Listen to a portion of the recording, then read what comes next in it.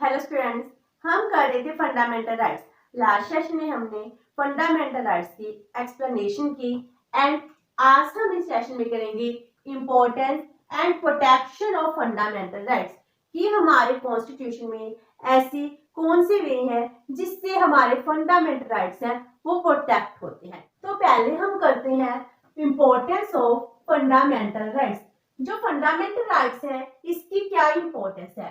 First one is foundation of democracy. अगर एक country अपने आप को डेमोक्रेटिक कंट्री कहलाना चाहती है तो इसके लिए जरूरत है कि वो अपने देश के सिटीजन्स हैं उनको राइट्स प्रोवाइड कराए। एक कंट्री जितने ज्यादा राइट्स प्रोवाइड कराती है वो उतनी ही डेमोक्रेटिक कहलाती है। इसीलिए जितने भी हमको राइट्स मिलेंगे ये राइट्स क्या शो करती है कि वो कंट्री क्या है, एक डेमोक्रेटिक कंट्री है। तो ये क्या बन गया, एक फाउंडेशन स्टोन बन गया जिससे हम ये कहते हैं इंडिया वर्ल्ड की लार्जेस्ट डेमोक्रेसी है। हमको बहुत सारे फंडामेंटल राइट्स मिले हैं, लीगल सिविल इकोनॉमिक राइट्स मिले हैं। और जो फंडामेंटल राइट्स होते हैं, जो सिक्योर राइट्स होते हैं, जिसके लिए जुडिशरी प्रोटेक्ट करती है, तो हम अपने आप को अगर डेमोक्रेटिक कहलाते हैं वो फंडामेंटल राइट्स की वजह से ही कहलाते हैं। इसीलिए अगर हम चाहते हैं हम डेमोक्रेटिक कहलाएं तो फंडामेंटल राइट्स का होना बहुत जरूरी है। Number 2, establish relations between the individual and the state. ये क्या करते हैं, इंडिविजुअल एंड स्टेट इन दोनों में रिलेशंस इस्टैब्लिश करते हैं। ये नहीं है इंडिविजुअल के इंटरेस्ट डिफरेंट है, स्टेट के इंटरेस्ट डिफरेंट है। ये रिप्रेजेंट करते हैं जो स्टेट है, स्टेट इंडिविजुअल के इंटरेस्ट को प्रोटेक्ट करने के लिए काम करती है। इसी स्टेट का काम क्या है, एक इंडिविजुअल की ओवरऑल डेवलपमेंट करना। तो इन दोनों के जो इंटरेस्ट है वो कॉन्ट्राडिक्टरी नहीं है। फंडामेंटल राइट्स यही रिप्रेजेंट करते हैं, दोनों के रिलेशंस क्या है, बहुत स्मूथ है। Next is check on the arbitrariness of the government. जो फंडामेंटल राइट्स हैं वो गवर्नमेंट की आर्बिट्रेरीनेस पर चेक लगाते हैं, लिमिट लगाते हैं। इसका मीनिंग क्या बन गया, जो गवर्नमेंट है ये कभी भी डिक्टेटर नहीं बन सकती है। इसके ऊपर बहुत सारी लिमिटेशंस हैं।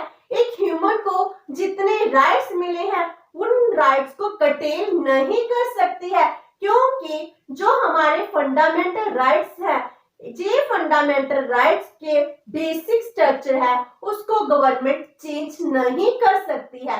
तो जो चाहे गवर्नमेंट वो नहीं कर सकती। गवर्नमेंट अपनी मर्जी से सिटीजन्स के जो फंडामेंटल राइट्स है इनको कभी भी सस्पेंड नहीं कर सकती है। इसीलिए गवर्नमेंट को डेस्पोटिक होने से बचाता कौन है, एक फंडामेंटल राइट्स बचाते हैं जिससे सिटीजन अपने प्रोटेक्शन कर पाते हैं, अपनी ओवरऑल डेवलपमेंट कर पाते हैं। Next is create proper conditions for the development of man. एक मैन की ओवरऑल डेवलपमेंट के लिए जो प्रॉपर कंडीशंस है, अच्छा एटमॉस्फेयर है, वो क्रिएट करते हैं। क्योंकि फंडामेंटल राइट्स क्या बता रहे हैं कि मुझको अगर अपनी डेवलपमेंट करनी है तो मुझको फ्रीडम दी गई है, राइट टू इक्वालिटी है। मेरे साथ कभी भी कोई डिस्क्रिमिनेशन नहीं होगा। मैं जिस ऑक्यूपेशन को और फैशन को रन करना चाहूँ रन कर सकती हूँ। मुझको रिलीजियस फ्रीडम भी दी गई है। अगर मैं मिनॉरिटी कैटेगरी में आ रही हूँ, मुझे मिनॉरिटी अपने कल्चर को, अपनी लैंग्वेज को प्रोटेक्ट करने की फ्रीडम दी गई है। एंड इससे भी ज्यादा इंपॉर्टेंट मुझको कौन सी फ्रीडम दी गई है, कॉन्स्टिट्यूशनल मैंडेट। अगर मेरे राइट्स हैं, अगर सरकार उसको वायलेट कर रही है तो मैं डायरेक्टली सुप्रीम कोर्ट भी अप्रोच कर सकती हूँ। तो ये सभी राइट्स मेरे ओवरऑल डेवलपमेंट के लिए बहुत हेल्पफुल होते हैं। तो ये एक अच्छा एटमॉस्फेयर क्रिएट करते हैं जिससे एक पर्सन की ओवरऑल डेवलपमेंट होती है। Next is foundation of social democracy. अगर हम कहें सोशल डेमोक्रेसी में सोसाइटी में सभी लोग इक्वल हैं, सोसाइटी में किसी के साथ कास्ट, कलर, सेक्स के बेस पर कोई भी डिस्क्रिमिनेशन नहीं किया जा रहा। हमारे देश में तो रिलीजन के नाम पर भी हम डिवाइडेड थे, क्योंकि जब हम इंडिपेंडेंट हुए थे, इंडिया एंड पाकिस्तान दो कंट्रीज बनी, वो किस बेस पर थी? रिलीजन के बेस पर थी। तो अगर हम पूरी सोसाइटी में अच्छा एनवायरनमेंट क्रिएट करना चाहते हैं तो जरूरत है सोसाइटी में सोशल डेमोक्रेसी होनी चाहिए। किसी के साथ किसी भी टाइप का कोई भी डिस्क्रिमिनेशन नहीं होना चाहिए। तो सोशल डेमोक्रेसी किस चीज को रिप्रेजेंट करती है? ये रिप्रेजेंट करती है कि पूरी स्टेट में जो हमको राइट इक्वालिटी दिया गया है, इसमें किसी के साथ कोई भी डिस्क्रिमिनेशन नहीं किया गया, सबको फ्रीडम दी गई है। पहले क्या था, जो मिनॉरिटी सेक्शन थे इनको कुछ प्लेसेस पर जाने की मनाही थी, लेकिन जब हमने फंडामेंटल राइट्स दिए, इक्वालिटी प्रोवाइड की, तो कहा गया जितने भी पब्लिक एजुकेशनल इंस्टीट्यूशंस है, पब्लिक बार्स है, पब्लिक इंस्टीट्यूट है, होटल्स है, रेस्टोरेंट्स है, हर एक जगह इन सबको अलाउ किया जाएगा। कोई भी किसी के साथ डिस्क्रिमिनेशन नहीं कर सकता है। तो ये क्या है? सोशल डेमोक्रेसी को इस्टेब्लिश किया गया है। Next is protection of the interest of minorities. जो मिनॉरिटीज हैं इनके इंटरेस्ट को प्रोटेक्ट किया गया है bye fundamental rights. Article 29 and 30 ये क्या करती है? जी स्पेशली मिनॉरिटीज के इंटरेस्ट है इसको प्रोटेक्ट करती है, जो उनको राइट्स देती है कि वो अपने कल्चर को, अपनी लैंग्वेज को, अपनी स्क्रिप्ट को प्रिजर्व कर सकते हैं। इनको कंजर्व करने के लिए अगर वो कोई इंस्टीट्यूट ओपन करना चाहते हैं, वो अपना एजुकेशनल इंस्टीट्यूट भी ओपन कर सकते हैं, रन कर सकते हैं, एडमिनिस्टर कर सकते हैं। इस तरह मिनॉरिटीज के इंटरेस्ट के प्रोटेक्शन के लिए फंडामेंटल राइट्स दिए गए हैं। Next is foundation of rule of law. जो हमारे फंडामेंटल राइट्स हैं, फर्स्ट राइट है राइट टू इक्वालिटी। इसमें क्या है कि we all are equal without any discrimination.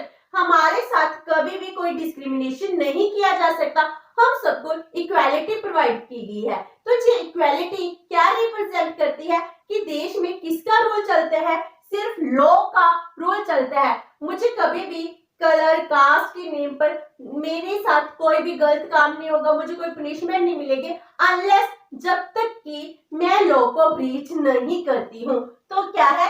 Rule of law equality provide कराता है, सोसाइटी में हार्मनी क्रिएट करता है। इसीलिए जब रूल ऑफ लॉ होता है, रूल ऑफ लॉ यही रिप्रेजेंट करता है कि किसी भी सिटीजन के साथ जब तक वो लॉ को ब्रीच नहीं करेगा तब तक उसको डिटेन नहीं किया जा सकता, उसको पनिशमेंट नहीं दी जा सकती है। Next is establishment of secular state. हमारा इंडिया एक सेकुलर स्टेट है, इसके लिए हमको क्या दी गई है? रिलीजियस फ्रीडम दी गई है। अगर हमको रिलीजियस फ्रीडम दी गई है, इसके लिए आर्टिकल 25 से लेकर आर्टिकल 28 तक प्रोविजंस की गई हैं कि मैं कोई भी रिलीजन को प्रोफेस कर सकती हूँ, उसको प्रोपोगेट कर सकती हूँ।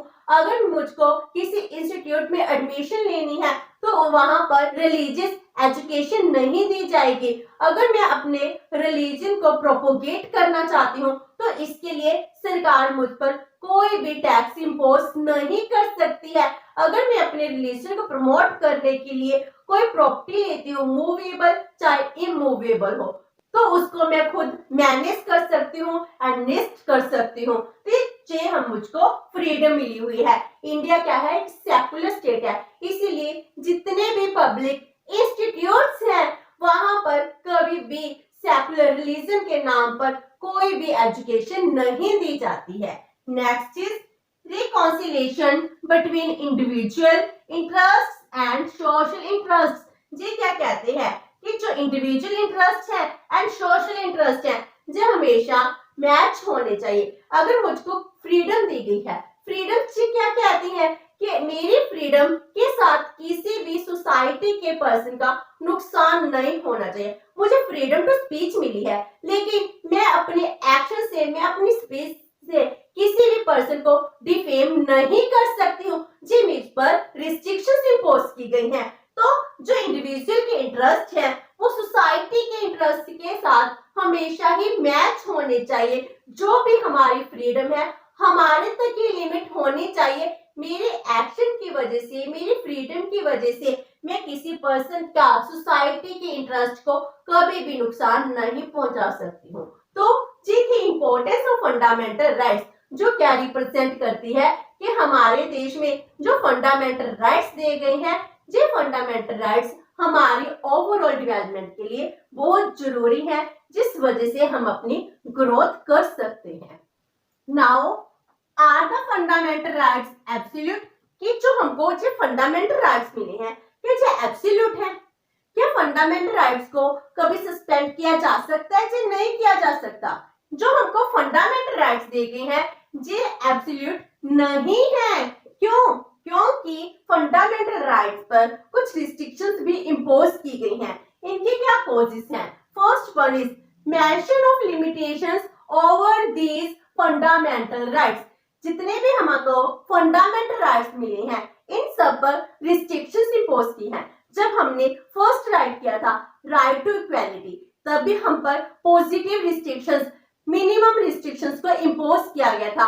Right to equality, right to freedom, जितने भी हमारे राइट्स हैं इन सब पर रिस्ट्रिक्शंस साथ में इम्पोज हुई हैं। जब हमने हर एक राइट को किया था उसकी रिस्ट्रिक्शन, स्पेशल लिमिटेशन को भी स्टडी किया था। इसीलिए ये लिमिटेशंस क्या कहती हैं कि एक पर्सन की जो फ्रीडम है, उसके फंडामेंटल राइट्स हैं, वो देश की सॉवरेनिटी, इंटेग्रिटी से ऊपर कभी नहीं हो सकते, मोरालिटी से ऊपर नहीं हो सकती हैं। इसीलिए ये लिमिटेशंस क्या कहती हैं कि जो फंडामेंटल राइट्स है ये कभी भी एब्सोल्यूट नहीं हो सकती हैं। Number 2, parliament can amend fundamental rights. Parliament fundamental rights को अमेंड कर सकती है, लेकिन Keshavananda Bharati case versus state of Kerala, इसमें क्या कहा गया कि इसका बेसिक स्ट्रक्चर है वो चेंज नहीं कर सकती है। जो पहले हमको राइट टू प्रॉपर्टी मिला हुआ था वो फंडामेंटल राइट था अंडर आर्टिकल 31, अब इसको एक लीगल राइट बना दिया गया। तो पार्लियामेंट क्या कर सकती है? फंडामेंटल राइट्स को अमेंड भी कर सकती है। Next is rights can be suspended during emergency. Emergency की सिचुएशन में जो हमको फंडामेंटल राइट्स मिले हैं इसको सस्पेंड भी किया जा सकता है। इसका मीनिंग क्या हुआ कि अगर आर्टिकल 352 इम्पोज हो जाती है तो इसके साथ क्या होगा? आर्टिकल 19 है वो ऑटोमेटिकली सस्पेंड हो जाता है, जिसके अंदर हमको बहुत सारी फ्रीडम दी गई है। अगर आर्टिकल 359 ड्यूरिंग इमरजेंसी इम्पोज हो जाता है और प्रेसिडेंट ये कह दे कि हमारे जो फंडामेंटल राइट्स है सभी के सभी फंडामेंटल राइट्स सस्पेंड कर दिए गए, तो सिर्फ right to life and liberty को छोड़कर बाकी सभी फंडामेंटल राइट्स को ड्यूरिंग इमरजेंसी सस्पेंड भी किया जा सकता है। And last one is right can be enjoyed which are included in the constitution. जो राइट्स कॉन्स्टिट्यूशन में इंक्लूडेड है हम सिर्फ उन्हीं राइट्स को ही एंजॉय कर सकते हैं। तो फंडामेंटल राइट्स क्या होगी? एब्सोल्यूट नहीं, इसके ऊपर बहुत सारी रिस्ट्रिक्शंस इंपोज होगी। इसके ऊपर ये रिस्ट्रिक्शंस क्या रिप्रेजेंट करती हैं कि फंडामेंटल राइट्स हमारे डेवलपमेंट के लिए है, लेकिन हमारे फंडामेंटल राइट्स सोशल डेवलपमेंट से ऊपर नहीं हो सकते हैं। एक देश के डेवलपमेंट के ऊपर, सॉवरेनिटी, इंटेग्रिटी से ऊपर नहीं हो सकती है। तो फिर फंडामेंटल राइट्स है इनको कभी भी सस्पेंड किया जा सकता है, ये एब्सोल्यूट नहीं है। तो हम इसको कैसे प्रोटेक्ट करते हैं? तो कॉन्स्टिट्यूशन में बहुत सारी रेमेडीज है जिस वजह से जो हमारे फंडामेंटल राइट्स है इन फंडामेंटल राइट्स को प्रोटेक्ट करने की प्रोविजंस बताई गई हैं। तो provisions for the protection of fundamental rights वो कौन कौन सी हैं? First one is prohibition of enacting laws against fundamental rights. Meaning क्या हो गया कि हमारे कॉन्स्टिट्यूशन में आर्टिकल 13 है। ये आर्टिकल 13 क्या कहती है?